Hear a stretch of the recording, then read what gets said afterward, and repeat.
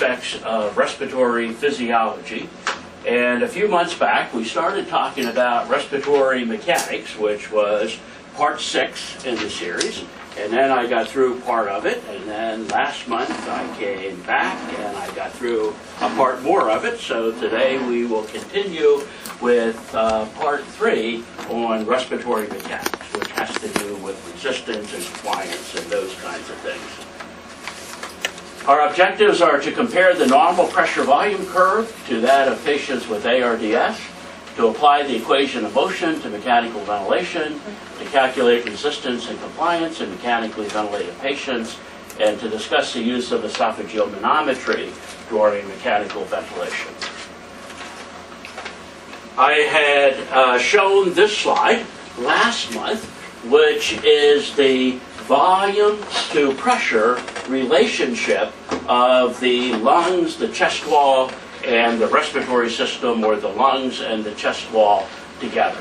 So this shows the amount of pressure which is used to expand the chest wall by itself, the lungs by itself, and the lungs and the chest wall together.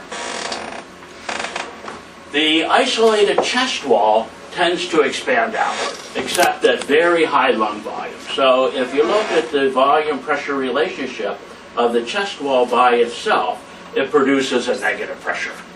And that actually is the part of the reason why if you puncture the chest wall, you develop a pneumothorax. The isolated lung tends to collapse inward. So this is the isolated lung. So for any volume change related to pressure change, there is a positive pressure that is exerted by the lung. At FRC, at resting lung volume, the alveolar pressure is 0 and the pleural pressure is negative. So again, if you puncture the lung or the chest wall, the negative pleural pressure will result in pneumothorax, and normally physiologic PEEP is 0. So as we are breathing, the pressure in our alveoli at end exhalation is 0. So there are lots of good reasons that we put patients on PEEP, but one of them should not be because it's physiologic. Physiologically, normally, the alveolar pressure at end exhalation is 0. Now, if you look at the chest wall curve and the lung curve, you see that those curves are roughly parallel to one another. And the slope of that curve, the volume change per pressure change, is compliance. So this would then suggest that from resting lung volume, the compliance of the lungs and the chest wall is nearly parallel. However, you will notice that the compliance of the lungs and the chest wall together, this curve, has a lower slope than both the lungs and the chest wall together. So the point here is that the lung compliance is about 0.2 liters per centimeter of water, 200 milliliters per centimeter of water. So that's this line. The slope of the chest wall is about the same, 200 milliliters per centimeter of water. But the compliance of the lungs and the chest wall together is less, only about 100 milliliters per centimeter of water. And mathematically, the way that works out is that the elastance of the respiratory system, this line, is equal to the elastance of the lungs plus the elastance of the chest wall. Elastance is the inverse of compliance. So 1 over the compliance of the respiratory system is equal to 1 over the compliance of the lungs plus 1 over the compliance of the chest wall. If you plug in the 0.2 and the 0.2, that becomes a respiratory system compliance of about 100, which is normal. Now, these volume pressure relationships normally are due primarily to the elastance of the system, the elasticity of the lungs and the chest wall. But that changes with disease like ARDS.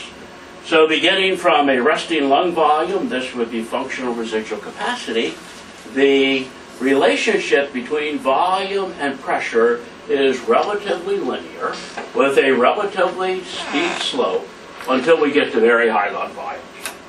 But for ARDS, the volume-pressure relationship becomes S-shaped or sigmoidal, with this point here where the curve changes, which was referred to as the lower inflection point, and this point here where the slope changes, which is called the upper inflection point, with a normal volume-pressure relationship. This is due to elastance, as we pointed out in the previous slide.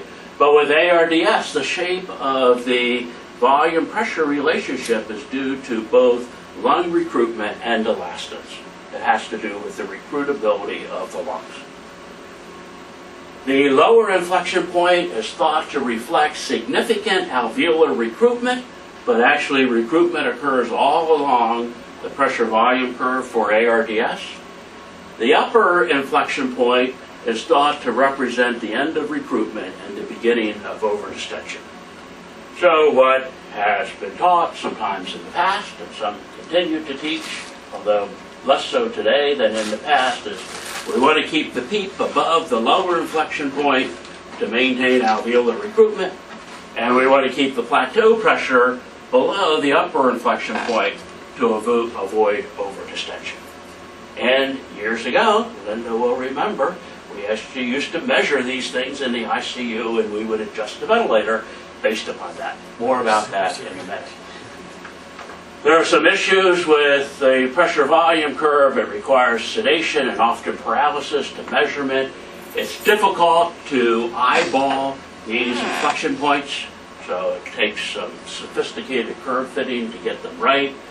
It does not separate the lung from the chest wall effects unless we put in an esophageal balloon catheter. And this is the inflation curve of the lungs and how the lungs deflate. The deflation curve might actually be more important. So then how can you, if you're interested in determining the pressure-volume curve for an individual patient, how can you do that? So Linda and Paris chuckle because you remember when we used to do this. So you take a big syringe, like a 2-liter syringe, and we used to have one that was actually mounted on a cart that we would roll to the patient's bedside, and then disconnect the patient from the ventilator, attach the syringe to the airway, and then push in a little bit of air, 100 milliliters of air, measure the pressure, another 100 milliliters, measure the pressure. Remember when we used to do this? And then when the patients would start to desat, we put them back on the ventilator quick. Or we bag them really. Some huge breaths. And then we could plot out, we had graph paper in the unit, and we would plot out the curve that would look something like this. This is actually one from a real patient from the RICU 25 years ago probably. And then we would say, well, it looks like the lower inflection point is about here, the upper inflection point is about here, and we would adjust the ventilator based upon that. Now, you may say, well, why go to all of that when you could just switch the ventilator to show the pressure-volume curves on the ventilator? Every modern ventilator does that. And there's a problem with that, and the problem is that that is a dynamic pressure-volume curve, and it is, what you see is based more on how the ventilator is set than the characteristics of the patient's lungs. So, for example, if your patient is on pressure-controlled ventilation, and you put up the pressure-volume curve on the ventilator, this is what it looks like, and it looks like there's a lower inflection point. But that's just how the ventilator delivers the breath during pressure control. It tries to get to the pressure as quickly as it can at the beginning of inspiration. If you switch the patient, or in this case it was actually a lung model, from pressure control to volume control, and you keep the tidal volume and the ventilating pressures and everything else the same, now it looks like there is no inflection point, which is simply the result of changing the ventilator from pressure control to volume control ventilation. So my own feeling is pressure volume curves displayed on ventilators are virtually useless. They do not tell us anything about recruitment and overdistension and so forth. Just tells us about how the breath is delivered. That said, there are some ventilators on the market, the Hamilton ventilators, which do a true pressure volume curve. And what the Hamilton ventilator does is when you put it into the maneuver to do the pressure volume curve, it does a very, very slow inflation of the lungs. So it's like if you attached a syringe to the endotracheal tube and you just push the syringe really slowly at a constant change in volume. So in that way you can get a true pressure volume curve. The ventilator does all the curve fitting to tell you where the inflection points are, and you can get not only an inflation curve but a deflation curve and assess the degree of recruitment that you get at a high pressure such as 40 centimeters of water. So if you have the Hamilton ventilator, which you don't have here, you can do true PV curves. What is unclear as to whether if you do that and you set the ventilator according to that, does it result in any better patient outcomes? And I don't think it's been shown that it does. So this shows the relationship between of volume, intrapleural pressure, flow at the proximal airway, and alveolar pressure over the respiratory cycle. Look.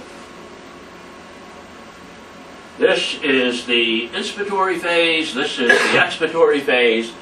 So as you know, normally the tidal volume is about 400 milliliters or so for you or me. So that's about 6 mLs per kilogram. The intrapleural pressure drops by a few centimeters of water during inspiration from about -5 to -8 centimeters of water. The peak inspiratory flow is about -0.5 liter per second, or this would be 30 liters per minute during inspiration.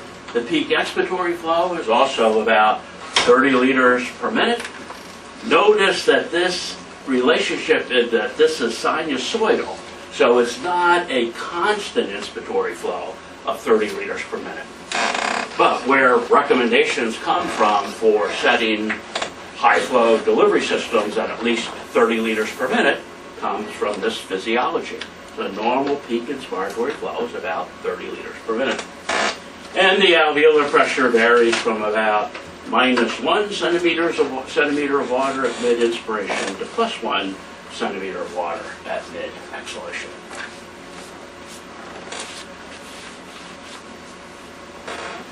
So a little bit about airways resistance. I think we had looked at this slide the last time that I was here.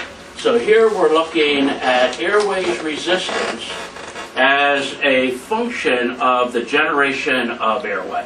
So here, 0 would be trachea. Down here at 20 would be close to the alveolus.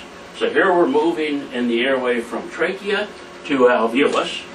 And you see that the site of most of the resistance to inspiratory flow is in the central airways. There's a lot more resistance through the central airways than there is through the peripheral airways.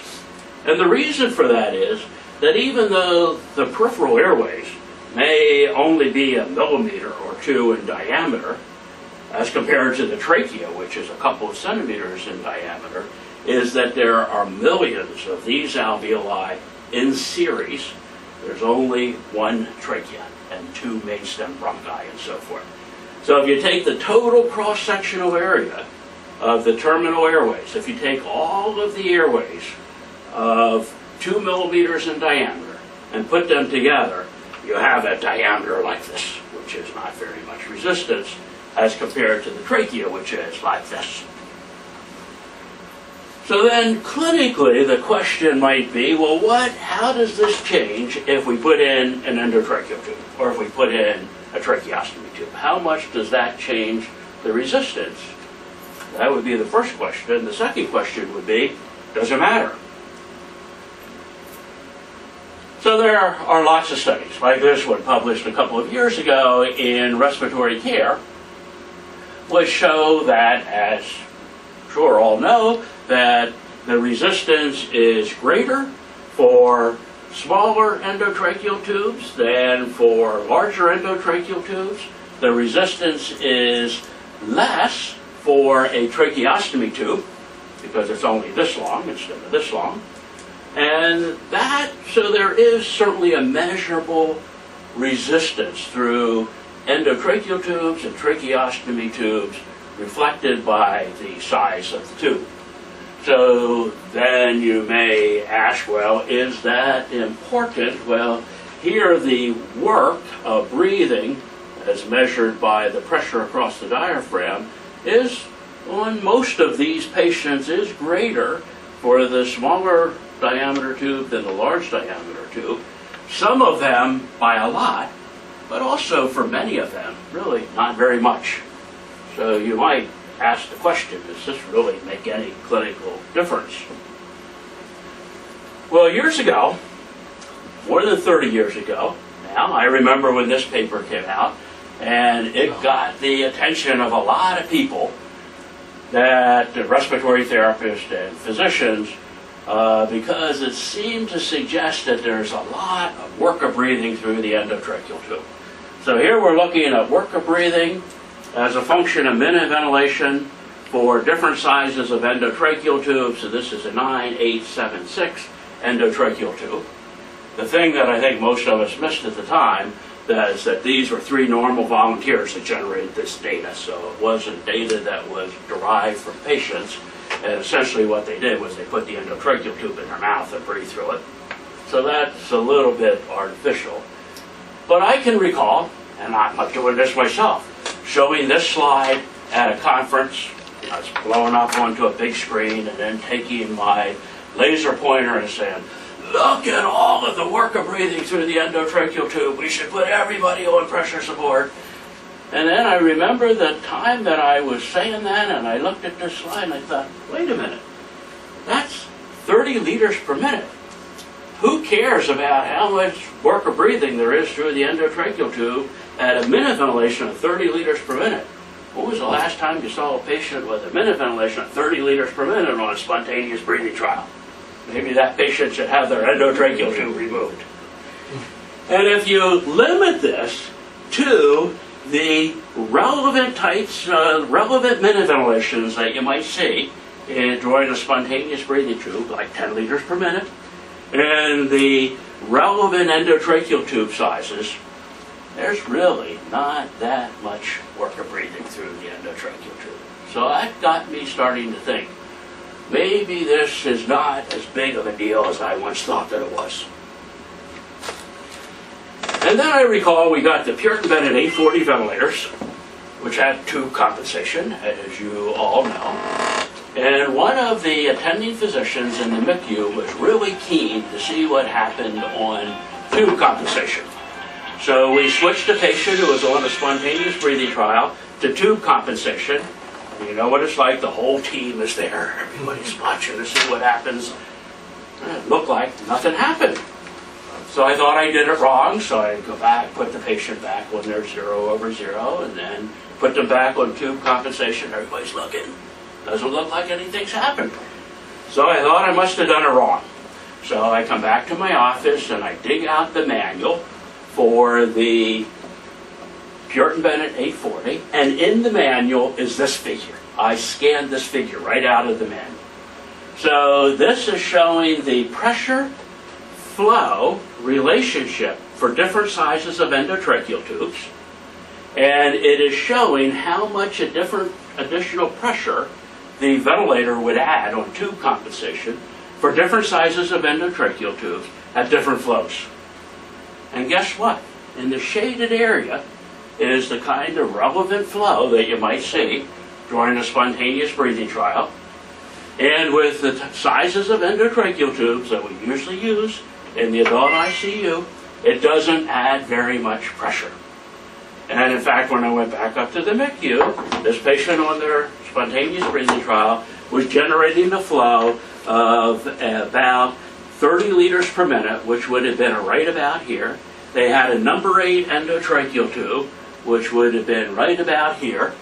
So the ventilator probably added about 2 centimeters of water of tube compensation. So no wonder it looked like it wasn't doing anything. Now, does it ever matter? Yeah, I think it does matter sometimes. So in a patient who is intubated, an adult patient who gets intubated with a number 6 endotracheal tube because there were issues with the intubation and so forth, it might. But for sort of generally speaking, the resistance through the endotracheal tube probably doesn't make that much difference. This paper was published just a few months ago, about 2 months ago, I think, where they concluded that pressure support reduces respiratory effort compared with the T-piece, but that continuous positive airway pressure of 0, like a 0/0 trial, and a T-piece more accurately reflect the physiologic conditions after extubation. And the reason for that is, and this has been reported in several studies now, when you put in the endotracheal tube, you get some upper airway swelling. And it turns out that the resistance for breathing through the endotracheal tube is about the same as the resistance to breathing through a swollen upper airway after you take the tube out. So if you really want to assess how well the patient will breathe after extubation, a 0/0 trial may be a better reflection of that than pressure support.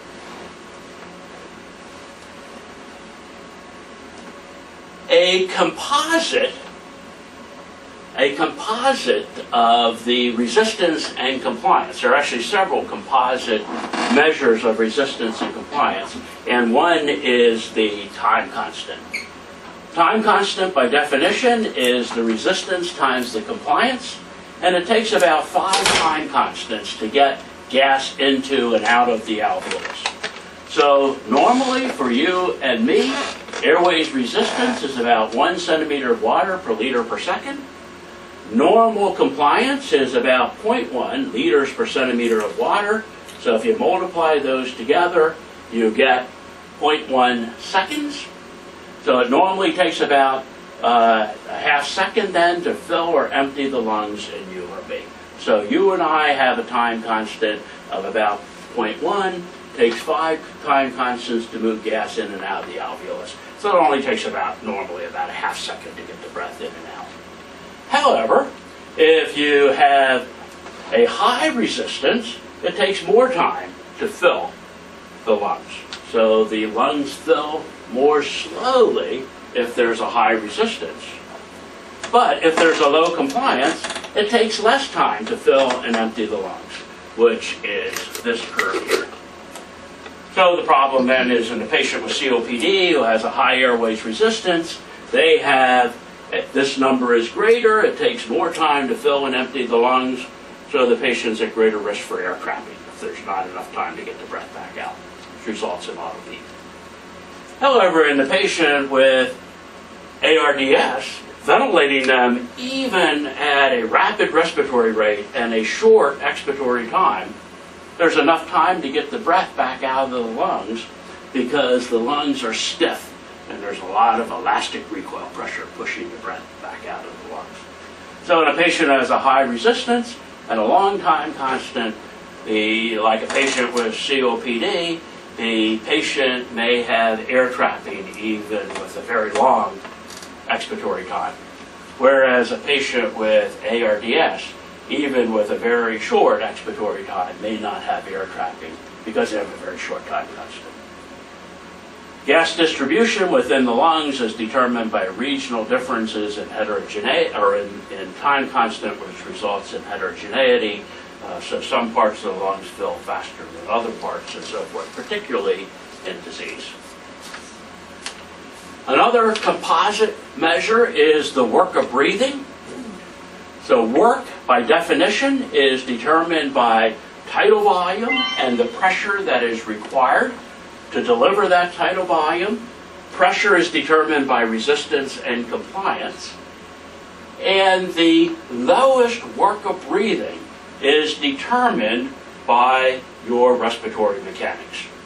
So the total work of breathing, it typically has this kind of a U shape, and the lowest work for normal respiratory mechanics is at a breathing frequency of about 15 breaths per minute. So you and I breathing at 15 breaths per minute, which is a normal respiratory rate, coincides with a lower work of breathing. However, in a patient with a decrease in compliance, such as a patient with pulmonary fibrosis, a patient with interstitial lung disease, Notice that this patient has a lower work of breathing at a more rapid respiratory rate. And the stiffer are the lungs, the higher will be the respiratory rate, which results in the lowest work of breathing. So in patients with pulmonary fibrosis, interstitial lung disease, how do they usually breathe? Fast and shallow. Rapid and shallow. And if you're doing your spontaneous breathing trial on that patient, the patient's going to be tachypnic because that is where their work of breathing is the lowest. So patients with stiff lungs, patients with pulmonary fibrosis, normally breathe rapid and shallow. So they breathe at respiratory rates in the 30s, quite honestly, or quite typically. In patients with an increase in resistance, such as a patient with COPD, their work of breathing is lower at a lower respiratory rate. So then it would make sense in a COPD patient to coach the patient to breathe slower, use pursed-lip breathing and so forth. In a patient with pulmonary fibrosis, you're not going to gain much by trying to tell the patient to breathe slower because the patient is going to be uncomfortable if they try to breathe slower.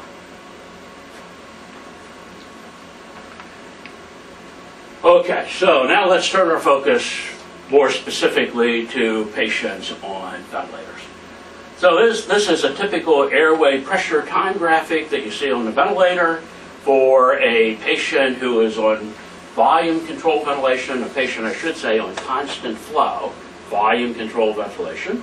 So if the lungs are inflated with a constant flow, there should be a relatively linear increase in pressure over time, up to the peak inspiratory pressure, which is a relatively non-specific measurement.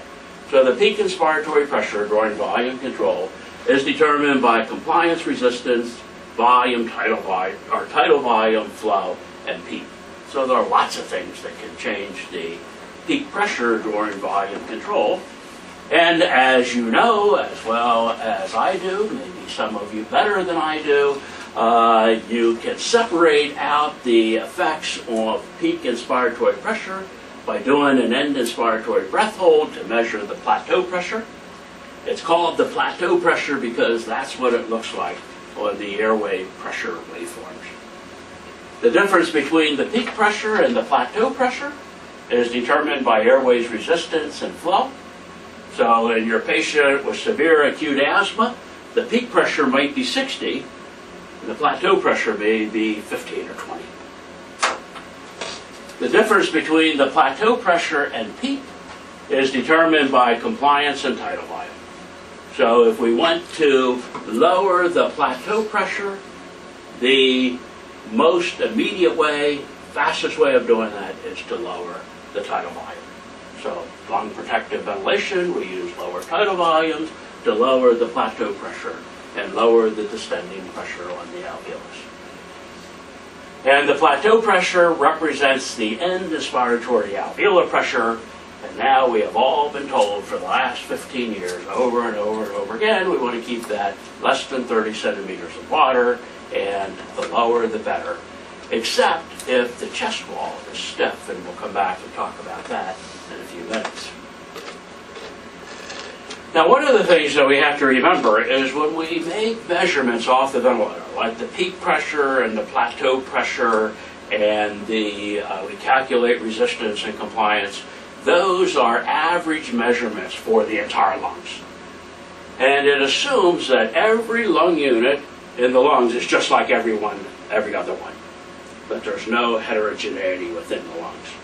And in patients with disease, there is often a lot of heterogeneity within the lungs. So the plateau pressure is an average number. Some alveoli will have a higher plateau pressure, some will have a lower plateau pressure. I think that's illustrated nicely by this patient who was up in the MICU about 10 years ago now. She had LAM, a severe form of emphysema, had a unilateral lung transplant about 2 years before. She is admitted back to the MICU. This, the right lung, is her native emphysematous lung. So you can see how hyperinflated that is, and it doesn't show up very well on the screen, but there are lots of bullseye throughout this lung. The left lung is the transplanted lung, which is now either rejecting or it is infected. So here we have a very high resistance, high compliance lung. Here we have a very low compliance, low resistance lung. And now we come along and we measure the plateau pressure and we calculate resistance and compliance, and that may have no meaning at all for this patient. So it's hard to know whether how much of that is reflecting the right lung or the left lung. I remember one of the residents said, well, if we put in a double lumen endotracheal tube, you think we could figure that out? And the answer was, well, yeah, we could, but we're not going to.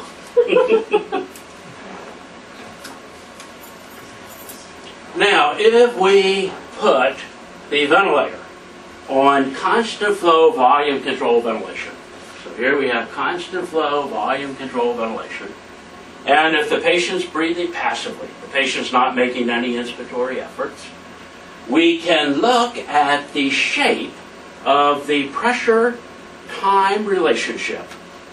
And that gives us some clues about the patient's respiratory function and risk for ventilator-induced lung injury. So normally what should happen is if we inflate the lungs at a constant flow, at the beginning of the breath there's this bounce in pressure which is due to the resistance through the endotracheal tube. But throughout most of the inflation of the lungs, the pressure increases in a straight line because the lungs are being inflated with a constant flow. So if you inflate the lungs with a constant flow, the change in pressure over time should be a straight line. And if we measure the slope of a straight line, that will be 0, and that is called a stress index of 1. So stress index here represents the slope of this line. And that is the sweet spot.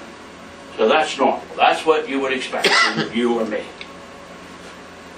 But let's imagine that in another patient, we put the ventilator on constant flow volume control.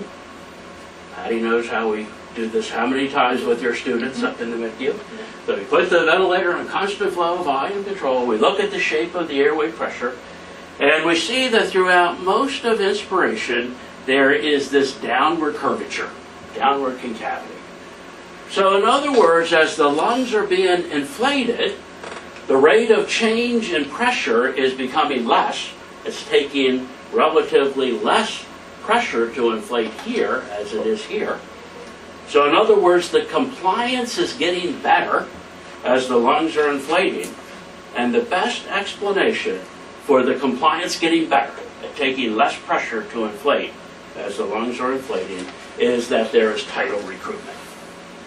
The problem with recruiting alveoli and making the compliance better during inspiration is then during exhalation there's tidal de-recruitment. So over the respiratory cycle, alveoli pop open here, and then during exhalation they collapse. So there's repetitive opening and closure, and that is a form of ventilator-induced lung injury. So what might we do to cause the curve to go from this one to this one? So what could we do to get rid of the downward curvature, tidal recruitment, de-recruitment, and convert the lungs to a more normal appearing stress index? Increase the PEEP.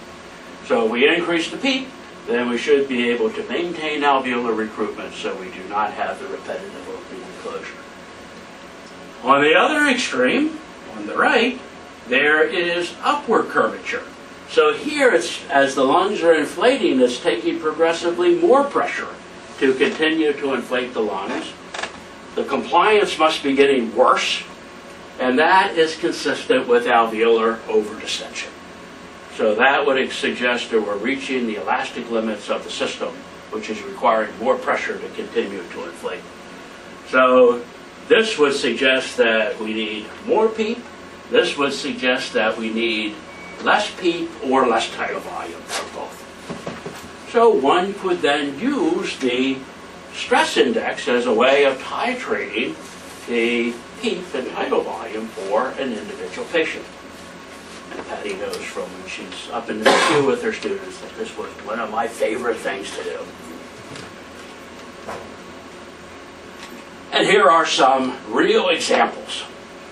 So I had, on that computer actually, it's probably still there, the ability to capture the waveforms off of the ventilator and then to do some curve fitting, some mathematical curve fitting, to actually calculate what the number was for the stress index. Again, sweet spot is a stress index of 1, less than 1, recruitment, de-recruitment greater than 1 over distension. So on the top panel is a patient who gets transferred into the MICU from the outside into room 54, I remember. And the patient is on a PEEP of 8, and the plateau pressure is 20, and we suspected, just looking at the ventilator graphics, that there was downward concavity in the airway pressure waveform. So I actually hooked up the computer, we captured the waveform, calculated the stress index, much less than 1.75. Then we turned the PEEP from 8 to 18, and I think you can see by eye how much straighter that became, and like immediately. And the plateau pressure went from 20 to 28. Some of you may argue I don't need the stress index because I know if the PEEP goes up by 10 and the plateau pressure goes up by 8 that there's better compliance, so why do we need to go through this? But fun physiology. Humorous people like me. And now the stress index is very close to 1. Here's another patient. Gets admitted to the MICU from an outside hospital, failure to wean. This is about 6 weeks after the patient got intubated for ARDS. At this point, there is a lot of scarring within the lungs. There is a lot of fibrotic change within the lungs. Here the lungs early in ARDS, very recruitable. Here the lungs not very recruitable. This patient is on a PEEP of 10, has a plateau pressure of 35. You could see off the ventilator screen how much upward curvature there was. And in fact, the stress index was 1.4, much greater than 1.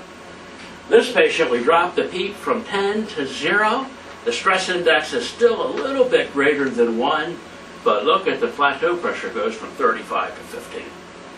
And some of you will argue, well, if we saw that change in plateau pressure, we could say, done, we know that this is better. I can tell you that we could not leave ourselves, we could not bring ourselves to leave the patient on a PEEP of 0.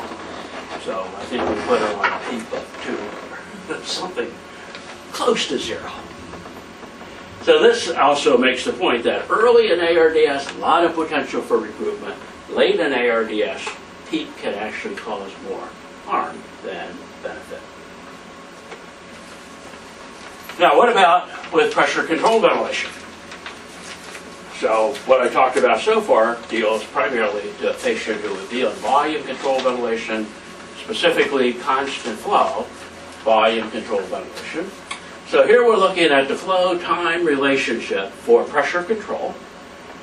And as is shown in the top panel, on pressure control, as the airway's resistance increases, as a patient's lungs have more resistance, like a patient with COPD, asthma, cystic fibrosis, with an increasing airway's resistance, the inspiratory flow waveform tends to flatten. So here would be normal flow pattern, inspiratory flow pattern on pressure control. Here would be severe airflow obstruction. And with severe airflow obstruction on pressure control, the inspiratory flow really looks almost like it would look if you put the patient on volume control with a constant inspiratory flow. The area under the flow time waveform is the tidal volume. So as this area decreases, the tidal volume decreases, and as we all know, clinically, if someone's on pressure control ventilation, has a high airways resistance, they don't get much tidal volume unless we put them on a higher level of pressure control. If there is a decrease in compliance, if the lungs are getting stiffer, on pressure control, the rate of descent and flow becomes more rapid. So this would be normal again. This would be severe restriction or a severely decreased compliance. Again, the area under the curve is the tidal volume, and as we know, patients on pressure control that have really stiff lungs, we have difficulty delivering an adequate tidal volume. So the slope of the flow during inspiration on pressure control ventilation is actually determined by the time constant, the resistance and compliance. So increasing resistance, less flow, and decreasing compliance, the flow drops off more quickly.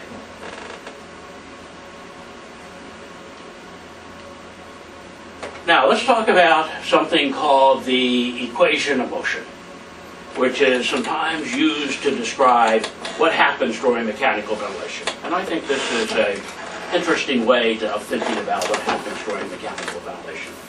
So the equation of motion says that the pressure generated by the respiratory muscles plus the pressure applied to the airway from the ventilator is equal to the volume divided by the compliance plus the flow times airway's resistance.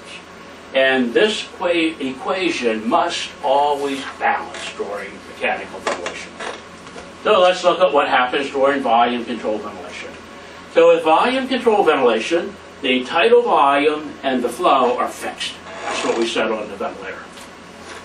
If the patient is making no inspiratory effort, so the respiratory muscles are silent, the pressure that is required to deliver the breath is determined by the tidal volume, the flow, the resistance, and the compliance. But if the patient generates an increased effort, contracts their respiratory muscles during volume controlled ventilation, now what will happen is that the airway pressure has to go down.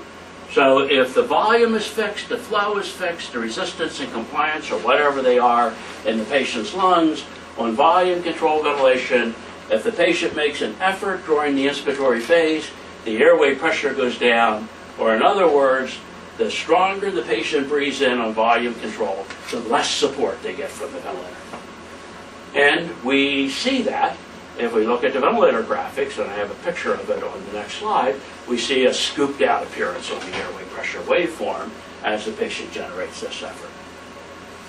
On pressure control ventilation, we apply a fixed pressure to the airway, and the flow and the tidal volume will be determined by resistance and compliance. So we illustrated that on the previous slide. Now on pressure control, so if there's no inspiratory effort, the flow and the tidal volume are determined by resistance and compliance. Now on pressure control or pressure support, if the patient makes an increased effort and the pressure remains constant, the patient gets more flow and more tidal volume, as you know, clinically. Now the price that you may pay for this is that this might not be lung protective. So this could result in a tidal volume that increases to a level that is not protective. There have been several papers that have come out in recent months that have described a phenomenon called patient self-inflicted lung injury.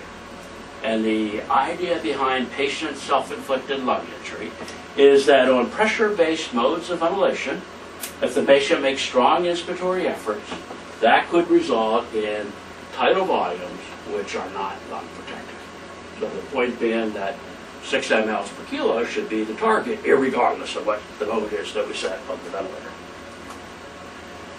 So this just illustrates what I said before on volume control ventilation. If we fix the flow, we fix the tidal volume. If the patient makes an increased effort, that will drop the airway pressure, which produces this scooped out appearance on the airway pressure waveform.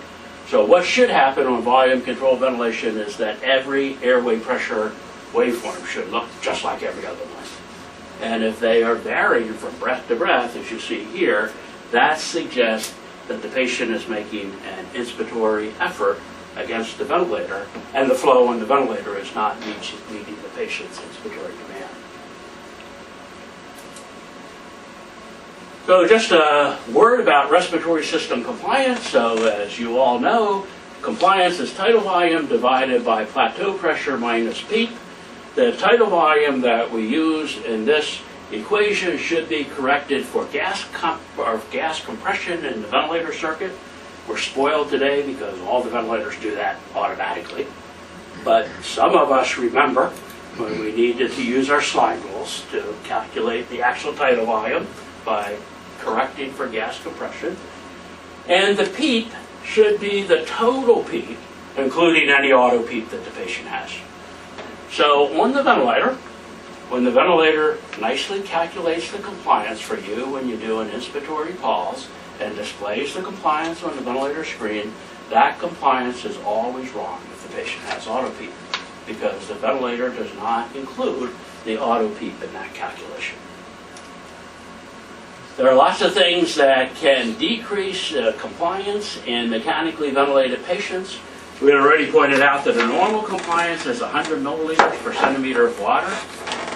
Often we don't see a compliance that is better than 50, leading some to say that a normal compliance is greater than 50. That's an acceptable compliance is greater than 50. And the compliance will be decreased by things that affect the lungs, things that affect the pleural space, and things that affect the chest wall. So sometimes we calculate the compliance, and the compliance is low, and the question is the compliance low because of what's going on in the lungs or what's going on in the chest wall? And to separate the lung compliance from the chest wall compliance, we need an esophageal balloon catheter, which we'll get to in a minute.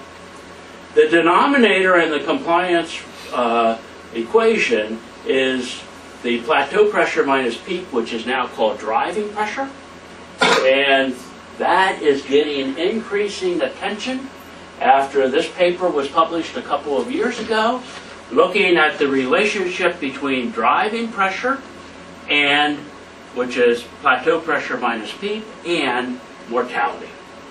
So here is a mortality of 1, the dashed line, and you can see that when the driving pressure is less than 15, the mortality is less than 1. That's a good thing. And when the driving pressure is greater than 15, the mortality increases. So one of the things that we should probably be paying attention to in our mechanically ventilated patients is what is the difference between the plateau pressure and PEEP, the driving pressure, and if it's greater than 15, what can we adjust on the ventilator, tidal volume and PEEP, in order to reduce the driving pressure to less than 15. So if your patient has a driving pressure greater than 15, that puts the patient at risk for increased mortality. So this is actually getting a lot of chatter in the literature these days. And I'm sure it's talked about on rounds and so forth. It was a year and a half ago when I was still here, a lot more than I am now. If we want to separate the lung compliance from the chest wall compliance, we need to place an esophageal balloon catheter. So here is illustrated the balloon in the lower third of the esophagus, which is about 35 to 40 centimeters from the airway opening, the mouth or the nose. This slide makes the point that if we measure the pressure here in the esophagus, that's very close to the pleural pressure at the midpoint in the thorax. So then we are measuring the pressure in the esophagus as a reflection of pleural pressure. And here you can see one that is inserted for real in a patient, where here is the tip of the esophageal balloon catheter right here. So the balloon is going to be right here in the esophagus, right behind the heart. So here is an example from a patient in the MICU a few years ago who has an esophageal balloon catheter in place. So here is airway pressure, here is flow, inspiratory flow, expiratory flow, This is the esophageal pressure. This patient is being completely passively ventilated. The patient's actually paralyzed. The jagged baseline that you see here in the esophageal pressure reflects the heart beating against the lungs. And in fact, that's one of the indications that the catheter is in the right place in the esophagus. What happens is that each time the ventilator pushes the tidal volume of 360 milliliters into the lungs, the pressure goes up by about 4 centimeters of water. So here is exhalation, inspiration, exhalation, inspiration, and so forth, shown by the 2 lines that I've drawn on here. So compliance is volume change over pressure change. Chest wall compliance is tidal volume divided by the change in pleural pressure, or change in esophageal pressure. This patient is being ventilated at 360 milliliters. The change in esophageal pressure is 4 centimeters of water. This patient has a chest wall compliance of 90. And as we said way back an hour ago, normal chest wall compliance is 200. And this patient, I can tell you, actually had a reduction in chest wall compliance because the patient was obese. So one final principle, one final thing to think about, and then we will stop in about 5 minutes. So here is a patient up in the MICU about 10 years ago who was not oxygenating very well. And one of the things that we would do in such cases was we would put in an esophageal balloon. Actually, I put in an esophageal balloon in this patient. So here we are looking at airway pressure. Here we are looking at esophageal pressure. Again, the line looks jagged because the balloon's right behind the heart and the heart's beating against the balloon. And then here we're looking at transpulmonary pressure, which is the difference between airway pressure and esophageal pressure. So all the software did was it subtracted this waveform away from this waveform and generated this curve. So we measure the plateau pressure here, and the plateau pressure is 30 centimeters of water. So you can see why the team didn't want to go up on the peak, because every time they went up on the peak, the plateau pressure became 40 centimeters of water. But notice that during exhalation, when the PEEP is 10, the esophageal pressure is about 20 centimeters of water. So the pressure in the alveolus at the end of exhalation here is 10, but the pressure in the pleural space outside the alveolus is up here at 20. So at end exhalation, there is a net collapsing effect on the lungs. The pressure in the alveolus is greater than the pressure in the lungs, causing alveolar collapse and collapse reopening and so forth. So you might reason then in this patient, you might want to turn the PEEP from 10 up to at least 20 to counterbalance the collapsing effect of the pleural pressure, the collapsing effect of the chest wall. Illustrated here is that during end exhalation, the transpulmonary pressure is negative. That means the pressure outside the lungs is greater than the pressure inside the lungs. So what do? We turn the PEEP up to 24 centimeters of water. And there was a collective, as you can imagine. So we turned the PEEP from 20 up to 24 centimeters of water. I remember Catherine Hebert was the fellow at the time and was all excited about this, as was I. And everybody else has said, "You're doing what?" So we turned the PEEP up to 24. Now, at end exhalation, the pressure in the alveolus, 24, and the pressure in the pleural space, 24, are the same. So there's balancing of the collapsing effect on the pleural space. But you may say, now you have a plateau pressure of 45. And in fact, that's the reason why here there was reluctance to turn up the PEEP, because when they turned up the PEEP, the oxygenation got better, but the plateau pressures were much higher. However, if we subtract away the pleural pressure, the esophageal pressure, from the airway pressure, the difference is only 16 centimeters of water. So the pressure in the alveolus is 45, but the pressure in the pleural space is whatever is 16 subtracted away from 45.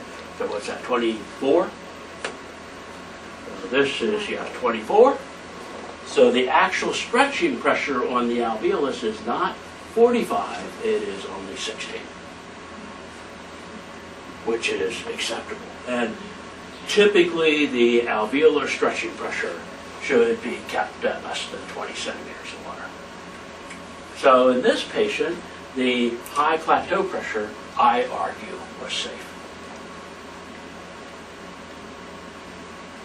The other interesting thing, and then I will stop, the other interesting thing is that because of this patient's high pleural pressure, the patient was hemodynamically very unstable.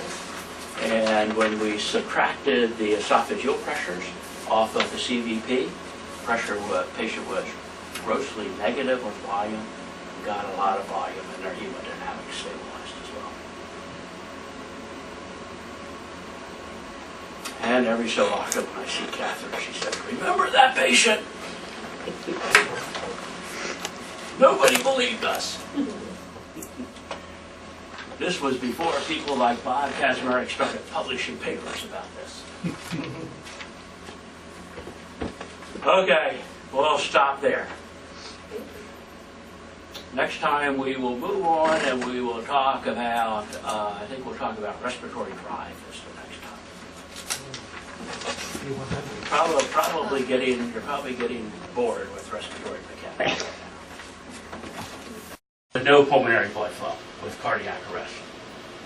The end tidal, PCO2, I see that's redundant, but at any rate, the end tidal PCO2 can then be used to assess CPR effectiveness.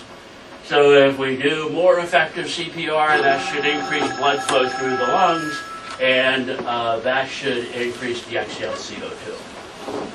It's been shown now in several studies that there is poor prognosis if the end tidal PCO2 is less than 10 after 20 minutes of CPR. The reason for that is if the end tidal PCO2 is less than 10, that means there's very little pulmonary blood flow. If there's very little pulmonary blood flow, there's very little cerebral blood flow, coronary blood flow to other parts of the body, which probably reflects hypoxia. An abrupt increase in end tidal PCO2 indicates a return of spontaneous circulation. So here I think are some good examples of that. So on the top, CPR is ongoing. Here the person who's doing compressions is getting tired. As they're doing compressions less effectively, the end tidal PCO2 drops because pulmonary blood flow drops. And then they switch to a different person doing compressions, and the end tidal PCO2 goes up because pulmonary blood flow increases and dead space goes down. On the bottom shows what happens with return of spontaneous circulation. So here they stop to shock the patient.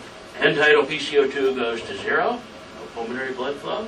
Then the patient gets shocked, and the patient has return of spontaneous circulation, and the end tidal PCO2 increases to essentially normal because there is now blood flow through the lungs, and the dead space, the high dead space is going away. And I think it's also important to appreciate, we always need to appreciate taking care of patients with sick lungs, is that there is a lot of heterogeneity throughout the lungs. So there are 300 million alveoli, and they may be having 300 million different VQs and time constants and so forth. So let's imagine that we have two alveoli, and this alveolus is relatively normal. So here the PCO2 in this alveolus will closely approximate the arterial PCO2.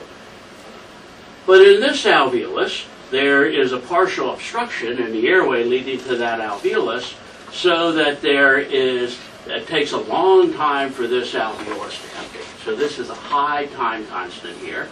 And because it takes so long for this alveolus to empty, the result is that the PCO2 increases in this alveolus. So we have one alveolus relatively normal, one alveolus that empties slowly that has a high PCO2 because of that slower emptying. So the result of that is that there's an increase in the slope of phase 3 on the capnogram, because the slowly emptying lung units, these lung units, have the highest PCO2, and they are going to be contributing CO2 closer to exhalation.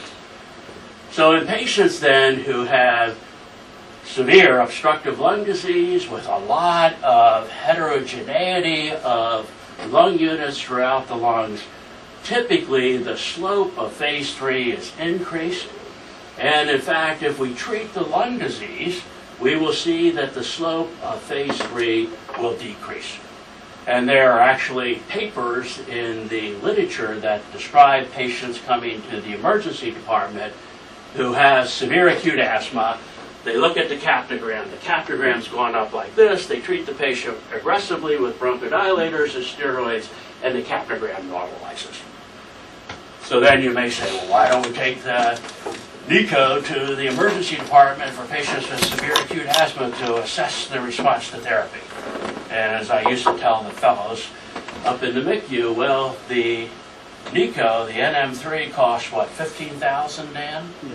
And a peak flow meter costs $25, and you get really the same information. But I think it's an interesting point in physiology. And here's a patient. I don't know if you remember this patient. This was the lady up in the MICU maybe 15 years ago now, who had severe emphysema and had a unilateral lung transplant. So this is the transplanted lung. So she comes back into the hospital, intubated and respiratory failure. And in the transplanted lung, there's probably either rejection or pneumonia.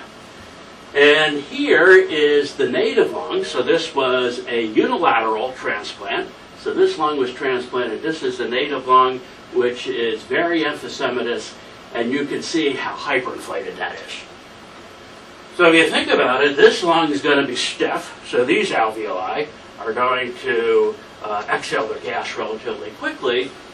These in this emphysematous part of the lung, there are long time constants, and it's going to take a long time for those alveoli to exhale. So, and I don't even remember exactly why we put the NICO on her, but after we did, we saw some very interesting findings. So here is the capnogram, and notice that it is biphasic. So this presumably represents this lung exhaling, and then the PCO2 drops, and then it increases. These are cardiac oscillations. It has an increasing slope. This presumably is this part of the lung exhaling. So again, there wasn't much we could do about it, but it was certainly an interesting, at least for me, it was a very cool physiologic anomaly. So the other thing that we have grown to appreciate over the last 15 years is that there's a relationship between dead space and outcomes from ARDS. So this is from the first paper to describe this, published in the New England Journal of Medicine back in 2002. Subsequently, there have been at least a half dozen, if not more, papers that have been published that have confirmed this observation. And that is that mortality increases with an increase in dead space fraction. So if your dead space is over 70% and you have ARDS, this would suggest that your mortality is very high. And if we can do things that might, so this is what we don't know, I guess, but is whether then we can do things that will reduce the dead space and improve outcomes. So presumably so, but that part has not really been studied. So if you have then a patient who has a high dead space. So how would you know if your patient has a high dead space? Well, if their minute ventilation is 15 liters per minute and their PCO2 is 70, you probably don't need to measure their dead space. Their dead space is high. And why might that be important? Because if the patient has ARDS, that has been associated with poor outcomes. So then, when you think about ventilation, so this is my kind of my summary slide. So think about your patient who has a high minute ventilation. So your patient's on a ventilator, they have a high minute ventilation. That could be because they have a high dead space, or they have a high carbon dioxide production. And if we don't know which it is, or it could be both, if we're not sure which it is, that might be a reason that we would get the LECO or the NM3, because that way we can determine relatively simply what is the dead space fraction, what is the carbon dioxide production. Or the high minute ventilation may be due to hyperventilation, and you can determine that quickly by just looking at the arterial PCO2. So if the patient's minute ventilation is 15 liters per minute and their PCO2 is 45, then the high minute ventilation maybe is just because the patient's hyperventilated. On the other hand, if your patient has a high PCO2, that may be because they have a high dead space or a high CO2 production, or it might be because they're hypoventilating, they have a low minute ventilation. So if the PCO2 is 60 and their minute ventilation is 2 liters per minute, then the high PCO2 may just be because we need to crank up the ventilator. And then the final equation, so this is just sort of a rearrangement of some of the previous equations that I showed you. So the arterial PCO2 then is going to be related to the carbon dioxide production, which is in the numerator, and in the denominator, alveolar ventilation. And alveolar ventilation is the difference between the minute ventilation and the dead space ventilation. Okay, so that's it. Questions? So Dean, when would you measure dead space? Under what circumstance would you consider it clinically important, other than estimating? As you indicated, most patients you can look at and get a rough estimate of what their dead space is by their minute ventilation PCO2 relationship. But when should we go through the process Right, of actually so then measuring? if the patient has, so if there's reason to believe that the dead space might be increased because of the patient's underlying pulmonary function, but there are also things that could be driving up the CO2 production. So if the patient, for example, is septic, is febrile, where we want to determine how much of the increased CO2 is due to the high dead space and how much of it is due to the high CO2 production. So I keep looking at Kevin because he and I have probably done these exercises together more than anybody else in the room, but there are certainly patients in the MICU who we thought have had a high dead space that was causing their high ventilation requirement, and we put the NICO on their CO2 productions, 350, and then Right. that kind of changes the discussion. Well, how about the routine ARDS patient? Because as you know, there are some people around here who believe it's a good idea to get a dead space to tidal volume ratio on everybody. So I guess the reason to make that argument is because it gives you some idea as to what might be the outcome of the patient. So if you believe, Right. The graphic. so if you believe this, then you might argue to get a dead space on all ARDS patients.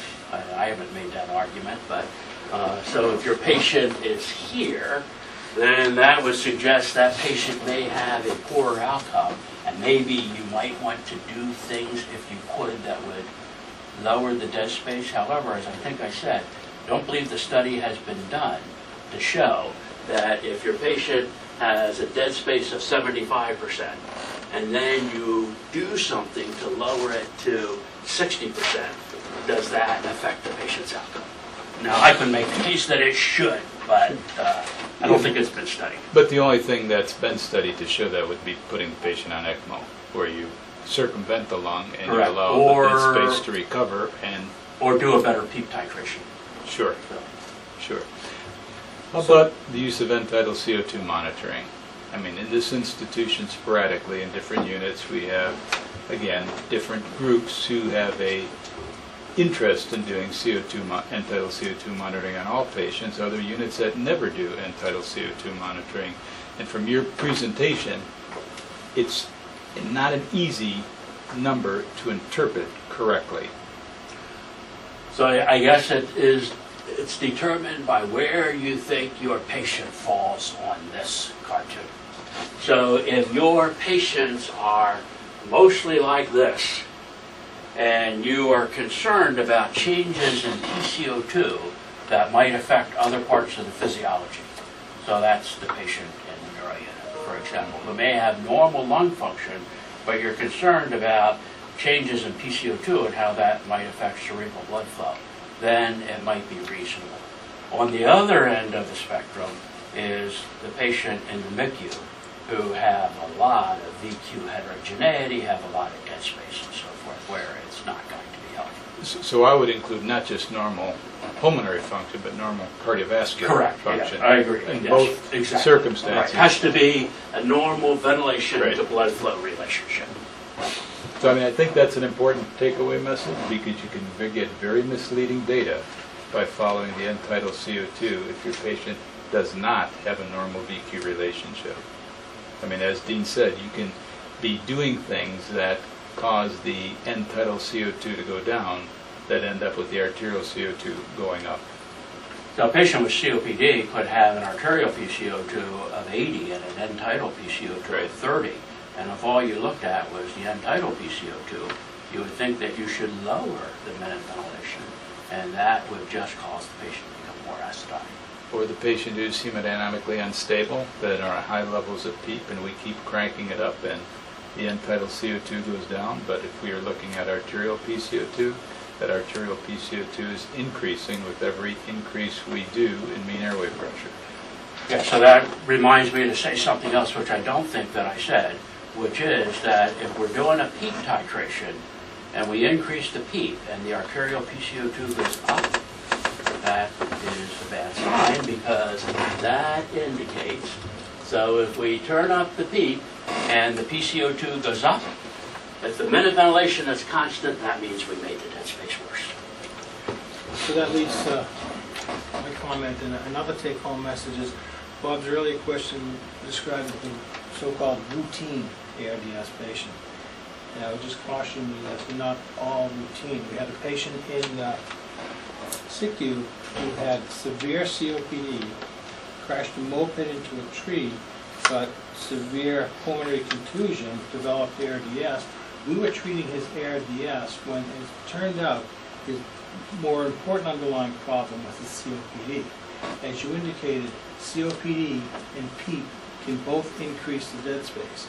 We did a dead space measurement on him and it was 90%. And I thought that can't possibly be his true dead space.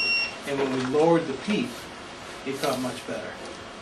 So we were actually giving that patient too much PEEP for his COPD because we were concerned more about his ARDS. Sure, that's the toughest patient, like Dean's example he showed up there, that single lung transplant where one lung is overinflated and the other lung is stiff. The worst So how do type you of make out patient of to that? manage. Yeah.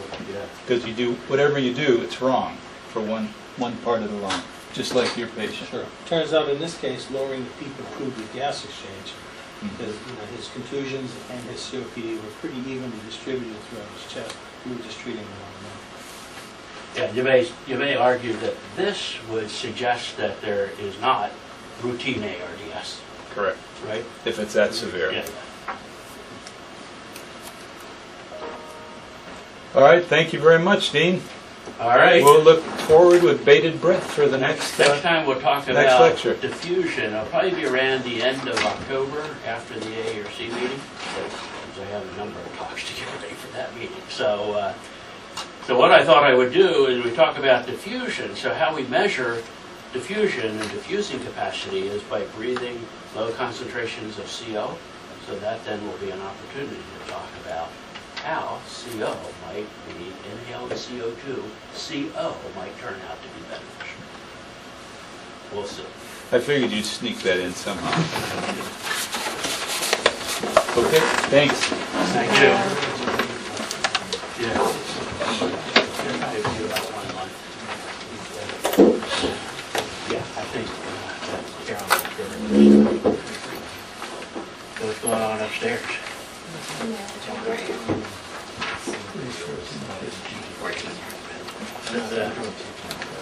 Just say, They've gone with it, yeah. It's It's it's 2014. here. I'm like, oh man. It takes me about 3 months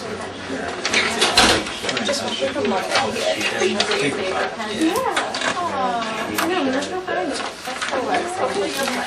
Or just go buy a new one.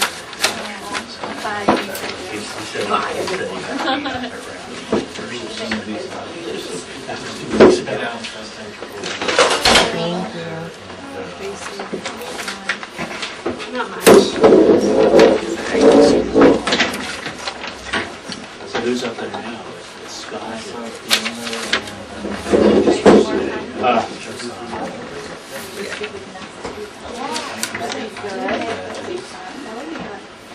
So you're doing tonight's